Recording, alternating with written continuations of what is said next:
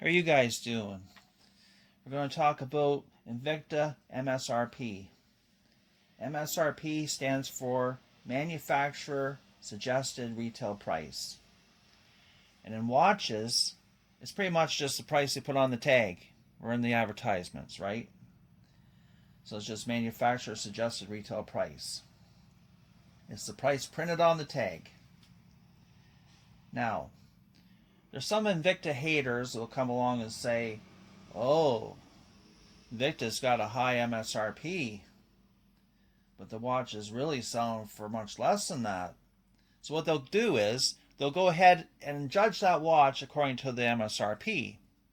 Let's just say for fun, the MSRP is $1,000 and the watch actually sold for $100. They'll judge that watch according to the MSRP, which is $1,000. Now, 15 seconds of research will show you the price the watch is really selling for. So you just go on there and Google the make and model of the watch, and they'll tell you in no time what the watch is selling for. And most watches don't sell at MSRP anyway, right? Now, so these guys will go on and say, oh yeah, MSRP, the watch is no good, the company's no good. But it's really what you're paying for the watch at the cash out that really counts. Now, these same guys, they'll talk about Rolex watches and people buying them over MSRP. And they think that's a great thing. And they'll go on and say, oh yeah, so-and-so paid all this money for a Rolex watch over MSRP. See on the ads on the internet, see on the sites. Is that really true? Maybe it's not true.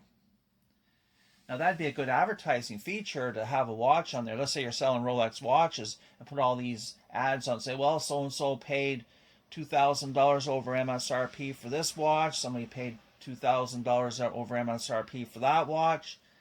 And then the consumer comes along and says, oh my gosh, if people are paying that, they must be worth $2,000 over MSRP.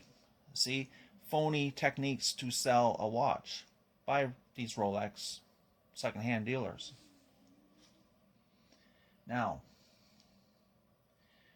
judging a watch based on its MSRP is not fair when the real selling price is much different.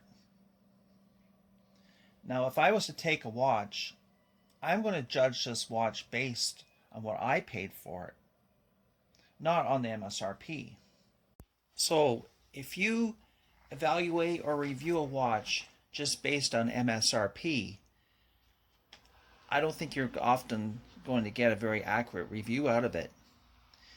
I think you would get a much more accurate review and evaluation if you base that watch on actually what you paid for it.